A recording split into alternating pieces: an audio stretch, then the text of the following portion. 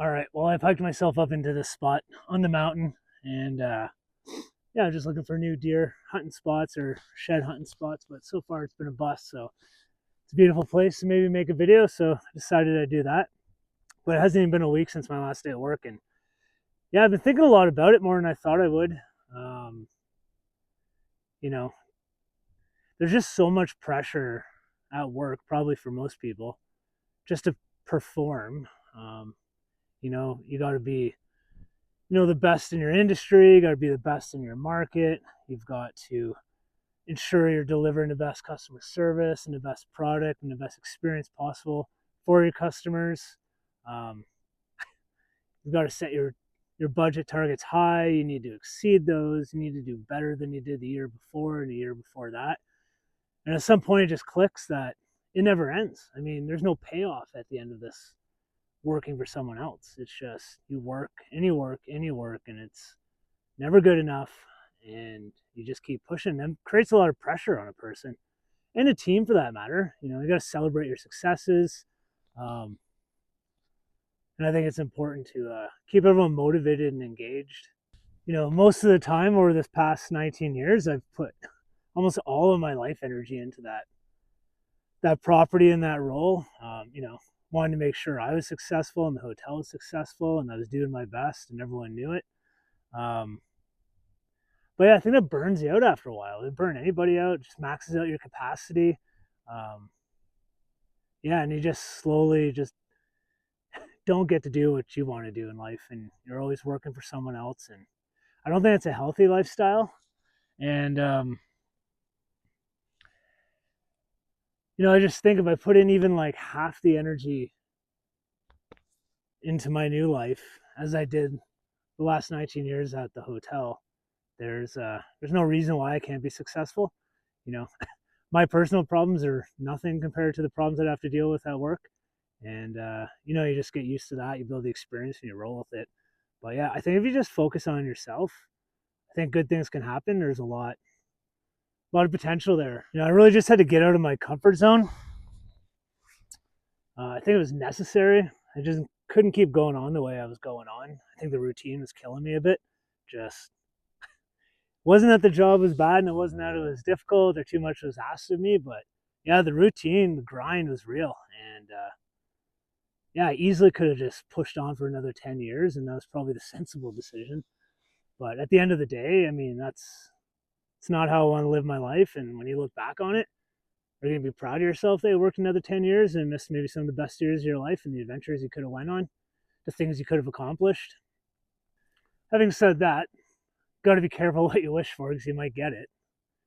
It hasn't even been a week, and whether I liked it or not, working at the hotel was a big part of my identity and my role there. And yeah, I'm definitely going through an adjustment period of not being needed by the hotel for anything going forward. And honestly, I feel a little bit aimless, and I don't think that's good. I think that's dangerous. I don't want to be um, just left to my own devices with nothing, no goals to accomplish. As they say, idle time is the devil's playground, and I totally agree with that. And I could see that potentially becoming a problem if I don't give myself some direction. It's easy to be lazy. It's a slippery slope.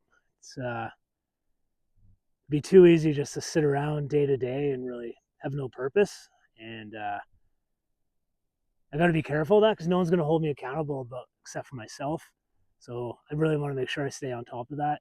And yeah, it sounds good to just do nothing all the time, but like I said, I think that's dangerous and could lead to maybe a lifestyle that I didn't want.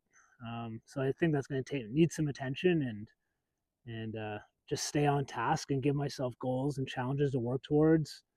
Like I said, the road trip down to Montana is a big deal, and man, that's happening probably next week. To be honest, I might leave a little bit earlier than July 1st, just because I wouldn't say I'm bored, but I'm not really.